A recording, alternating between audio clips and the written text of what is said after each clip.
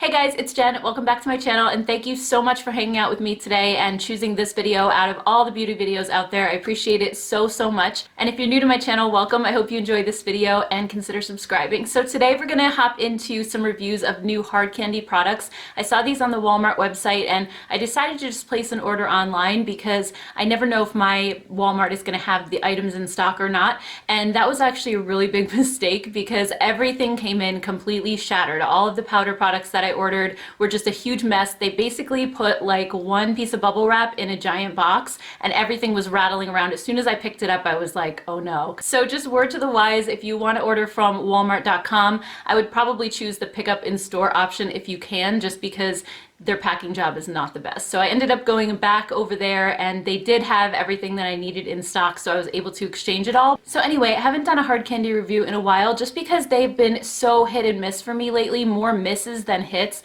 And they used to be one of my favorite brands, so it's kind of sad, but they used to be more of a high-end brand. When I worked at Sephora back in 2004 like to 2007, they actually carried hard candy. A lot of people don't know that. And then they became a drugstore brand shortly after, and now they're only available exclusively at Walmart. And for a while I felt like the quality didn't change all that much. They still had some really great products that I would have considered repurchasing, but I just feel like the last couple of years things have sort of gone downhill a little bit, and just the whole vibe of the brand has been less appealing to me. They've had a lot of like really heavily glitter based items and some lipsticks that are in funky colors that I normally wouldn't wear, like black or blue. You know, I mean, I get that they're trying to appeal to a different audience, but I liked the vibe that they had before. So when I saw these new products and they kind of really fit my aesthetic and I was like just putting things into my cart rapid fire, I was hoping and praying that these were going to be good quality and products that I was going to like. So if you're curious to find out what happened, stick around and we'll jump right into it.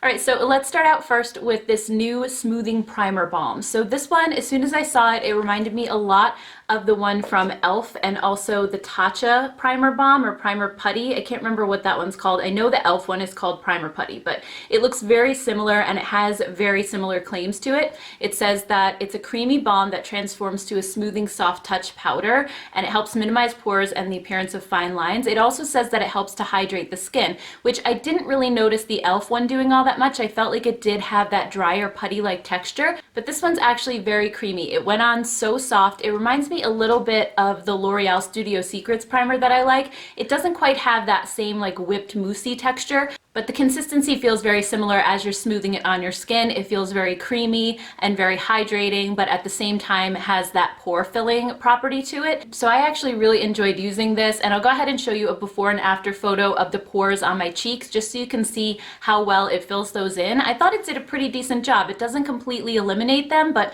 I haven't honestly found a primer that completely makes them go away. So I think this did a great job at minimizing them. I'll also show you a photo between my eyes. I also have some visible pores right there in the center, and I felt like it minimized those really well too. And I also haven't had any issues putting foundation on top of this. Everything went on very smoothly, nothing was balling up or pilling up, so I really enjoy this so far. I think it's a great affordable primer. Alright, so far we're off to a positive start. The second product is these new Just Glow bronzers. There's a matte version and then a little bit more of a dewy version, and one of them is called Tiki. And when I saw this on the website, I got so excited because Tiki is one of my favorite hard candy products from the past. I actually still have my old Tiki bronzer, and what it used to be is a baked powder. So it was very similar, actually a dupe to the Hourglass ambient powders. It just has that slightest hint of glow to it, where you could either use it as like a subtle highlighter, or you could even dust it all over your face as a glowy finishing powder because it's not super intense. I wouldn't even go so far as to call this a bronzer because I think even the fairest skin tone wouldn't really be able to bronze with this. It's not dark enough. It's more of just like a golden color, but it's beautiful. The formula is gorgeous. I was so sad when they discontinued this because this is the only one that I have at this point and there's no way to get it anymore. But then when I saw it hit the website, I was like, yes, I can't believe they're coming back with it. They just changed the packaging.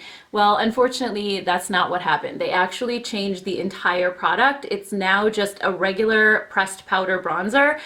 So that was really disappointing to me because I love the baked version so much more, and I just am not as into this one. This one does still have that little bit of subtle glow, but it's not as friendly to dry, more mature skin types as a baked powder would be. Now, if you're younger and you don't have texture issues or fine lines or dry skin, you might actually really enjoy this one. But again, it's very, very light. So only like the fairest of skin tones are going to be able to use this one as a bronzer.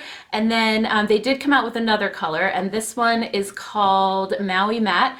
And this one's a little bit deeper, and actually in the pan I thought that this was going to be way too dark for me, but once I went to put it on my face I was surprised by how sheer this is. So I just kept layering it up and layering it up, and I could hardly see it on my skin, and I'm pretty pale, so that could be a good thing or a bad thing. I think if you're really fair skinned and you don't want to go overboard with a bronzer and you don't want one that's going to look muddy on you or that's going to be too much, I think you'll really enjoy this one a lot. The reason that I'm not crazy about it is because now that I'm older and my skin is also really dry, I don't like to put a lot of powder on my face, and I felt like I had to keep layering powder on top of itself just to get this to show up, and I don't want that heavy layer of powder on my face. I just want something that I can swipe on, a really light, easy layer that's not going to look too heavy on my skin. So I think maybe if your skin isn't as dry and you don't mind putting a lot of powder on, you would be fine with this, especially if you like a sheer bronzer. But anybody who has, I would say, more than like a fair to light skin tone, this isn't even going to show up on you. So for me, I felt like the bronzers were a pass. Tiki because I just don't like the reformulation of it, and this one just because it doesn't show up as well on me, and I have other drugstore bronzers like the Milani Silky Matte or the Physicians Formula Butter Bronzer that I like a lot more than this one. So for me, these weren't really worth the money. They also came out with two new blushes. These are called Just Glow Silk Blush. These also have mango butter. I don't know if I mentioned that with the bronzer. They're infused with mango butter, so they're supposed to be a little bit more of a hydrating powder. And these say they're soft and luxuriously finely milled powder, seamless matte application that provides a pop of color to your cheeks. So that's for the matte one. And then there's also a shimmery one. It says it provides a subtle golden shimmer for a natural glow. So these were also very hit and miss for me. So let's start with the glowy one. This one's called Gush Blush. And with this one, you can see the glow just by looking at it in the pan. And when I went to apply this to my face, I was shocked at how pigmented it was right off the bat because the bronzers were a little bit more sheer. So with this one, I grabbed a little bit more thinking it was going to be the same. They seem to be like the same kind of formulation. But this one, holy cow, it was really like an in-your-face sort of a blush. And the shimmer on it is super intense. I don't know if it's going to show up on video. So I'll show you quickly a picture when I went outside in natural lighting what this looked like. It basically looked like I applied a pinkish gold highlight to my cheeks, and that's it. It was very, very intense. It kind of highlighted my texture a little bit. It's not something that I would normally wear on an everyday basis. I usually prefer a little bit more subtle shimmer in my blushes. So this one was kind of the miss of the two, but the other one I really like a lot. I'm wearing this one on my cheeks today. It's called Cheek Me Out, this color. And this one is just like a matte peachy nude shade. It is absolutely beautiful. And this one was a little bit more buildable, similar to the bronzers. I did have to build it up a little bit. When it comes to blushes, I usually like a very subtle wash of color. I don't want the clown cheeks going on. So this one I really did like. I felt like the formula was really silky. It was easy to blend. And also these are pretty long lasting. The color is beautiful. So I love this one. Not really so much this one. So next let's move on to the two new eyeshadow palettes that they have in their collection. One is called Santorini Nights and this one is Desert Fever. So I wore this one first, and Santorini Nights looks beautiful in the pan. Actually, I showed this in my dupes video last Friday as basically a shade for shade dupe of the new Estee Lauder Bronze Goddess palette. It looks so super similar to that one. I was hoping for the best because in the past these have not been my favorite drugstore eyeshadow palette formula, and then the last two they came out with, there was a green one that was hemp oil infused that I actually really liked. I felt like the formula was a little creamier. And then there was also one that looked like the Huda Beauty New Nudes. It was like a pinkish nude palette. And that one also was okay. It wasn't that bad. But this one unfortunately fell very flat for me. I'll go ahead and put up some swatches. There's just not a lot of pigmentation to this.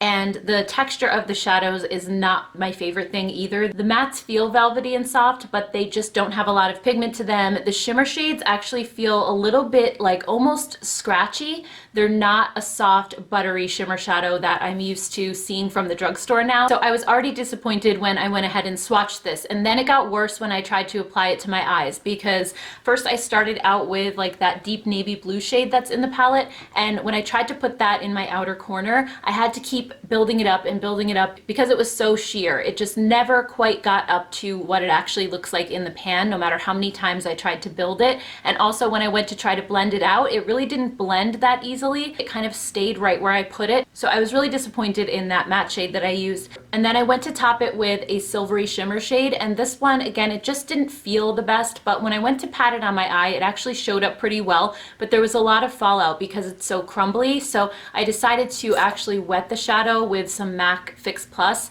and that brought the shadow to life. I think it just kind of like gave it that little bit of hydration that it needed, and then I got a really beautiful foiled look. But over the course of the day, that glitter, maybe as it started to dry out, the glitter started falling and I was getting it in my eyes, which ended up being really uncomfortable. I had to take my contacts out because it felt kind of scratchy. I did only try it the one time, but it wasn't a great experience, and honestly, I'm a lot tougher on drugstore palettes now than I used to be. I used to kind of give them a pass and say like, well, they're just drugstore, but there's so many great ones out there now that it's kind of like it doesn't make sense to spend your money on something that's not going to perform, especially when there's so many other good ones out there. If you're looking for a blue palette at the drugstore, I would go with this Profusion Sapphires palette instead, because this one is so incredibly pigmented. It's beautiful. I mean, you'll definitely see the difference here. Like, look at these swatches. And this is a $5 palette too, by the way, $5. So it has really beautiful shades. You do still have at least like a couple of neutrals in here to play with to kind of anchor a look.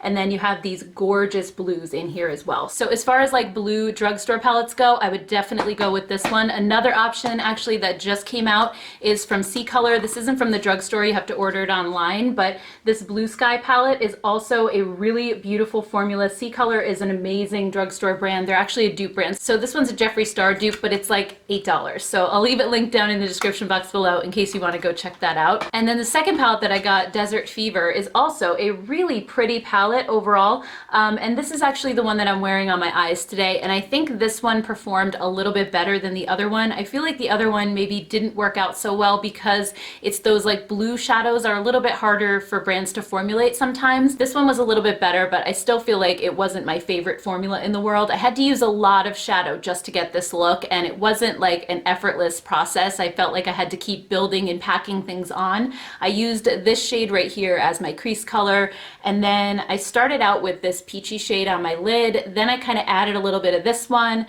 and a little bit of the copper one to get the look that you're seeing, just to kind of build it up and give it a little bit of dimension, because these shimmer shades almost kind of seem flat, like they're just one color, and I like ones that are a little bit more dimensional, I guess. And it's kind of a bummer because I had shown this one also in my dupes video as a color dupe for the new ColourPop Sailor Moon palette. I feel like they have a really similar vibe, so it would have been awesome if this one was a dupe for that, because that one is sold out and I don't know when it's coming back yet. But another palette in my collection that has a really similar vibe to this one is the BH Cosmetics Summer in Saint-Tropez, and the formula of this one is fantastic. It's also a drugstore palette. I want to say this one's a couple bucks more. It's like $16 and this one was $10. So you are spending a little more on this one, but the formula is just so much better. It's a beautiful palette. I'll just quickly swatch a couple of shades for you guys so that you can see what I'm talking about if you haven't tried this palette yet, but I'll just put it right here like on my arm. But these, again, just really pigmented, really soft. Hopefully it'll focus on them for you guys. There we go.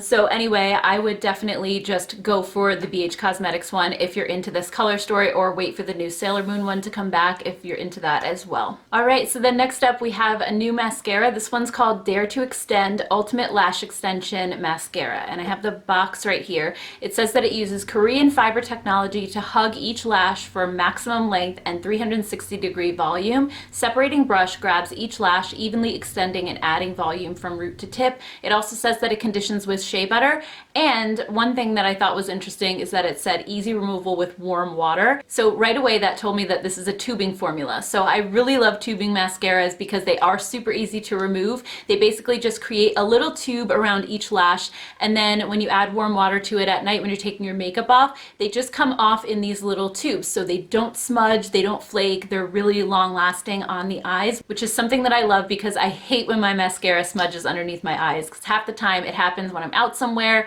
and then I get home and realize that I looked like a crazy person when I was out and about. So here's a quick look at the brush for this one. This one is one of those really hard, spiky plastic bristle brushes. It actually reminds me a little bit of the Benefit They're Real because it has the spikes on the tip right here.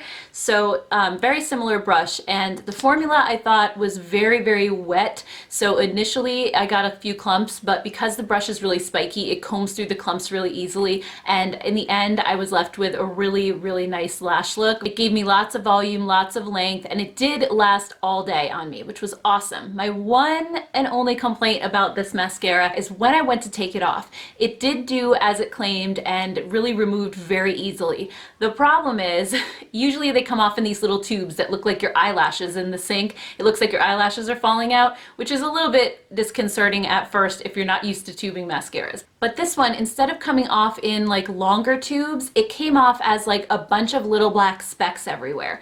So it made a huge mess. I had these black specks all around my eyes, all on my face that I had to clean up. And on top of that, they got into my eyes. So when I was looking in the mirror, I could see black specks like in the whites of my eyes. And as I was blinking and trying to get rid of them, they all kind of collected right here into the corner of my eye. And it was really difficult to kind of get those out of there. So I'll have to continue playing with this one, although I'm a little afraid because it wasn't the best experience removing it. But I did really like the look that it gave me, and I thought it was really long lasting. All right, so last but not least, I have a couple of new lip products to share with you. The first one is called Glosstopia Ultimate Lip Shine, and I got mine in the shade Prism Lit. So this is like a really big chunky packaging, and it has a doe foot applicator that's a little bit on the larger side. It smells really nice. Smells like a vanilla cupcake, and this is just a really nice hydrating lip gloss. It's formulated with hyaluronic acid, and in that way it reminds me a lot of the Neutrogena ones that I really like. I think they're called Hydrating Lip Shine or something like that.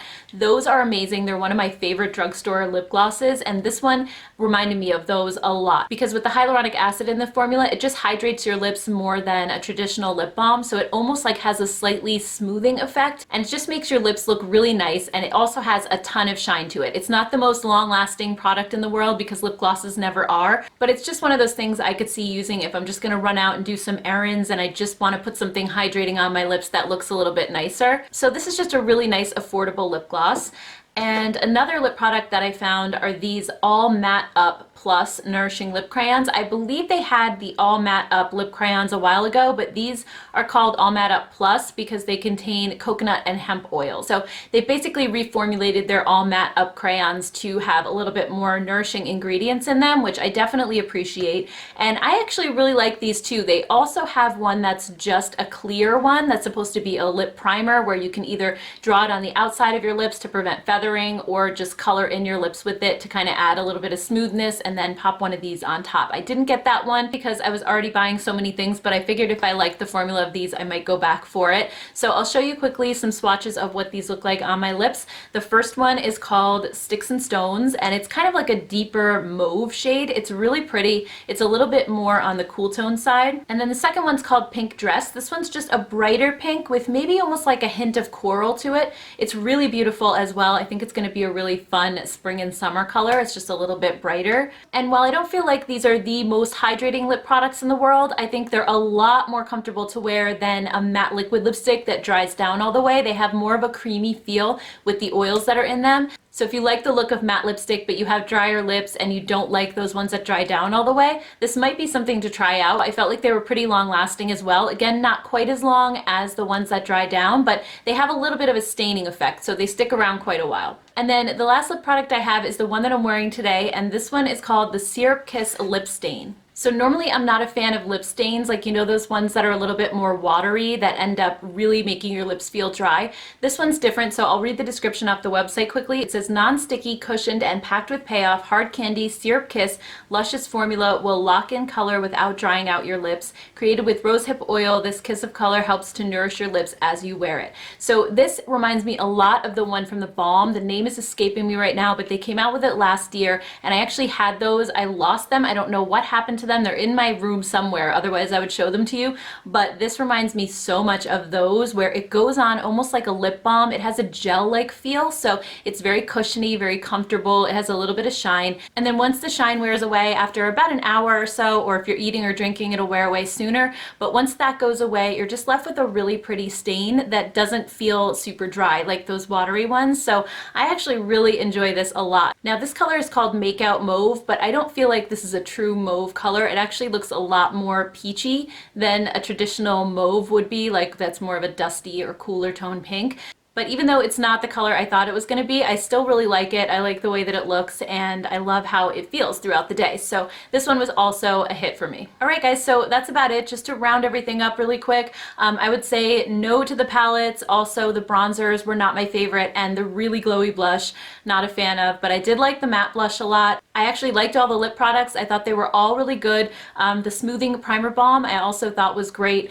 Then the mascara is the only one I'm kind of like in between on, because I love the look that it gave my lashes, but I didn't love the process of removing it. I felt like it was super messy and could potentially get kind of dangerous if stuff is getting in your eyes. So I'll have to maybe update you guys on this. But the other ones I feel like definitely one way or the other on. So anyway, guys, I hope you enjoyed this video and found it helpful. If you did, don't forget to give it a thumbs up. Also, I'd love to hear your thoughts down in the comments below, what you've thought of any of these products, if you've tried them or if you're planning on picking any of them up. I always love chatting with you guys. Thank you all so much for watching. Please don't forget to hit that subscribe button right here in the corner of your screen, and I'll see you all in my next video.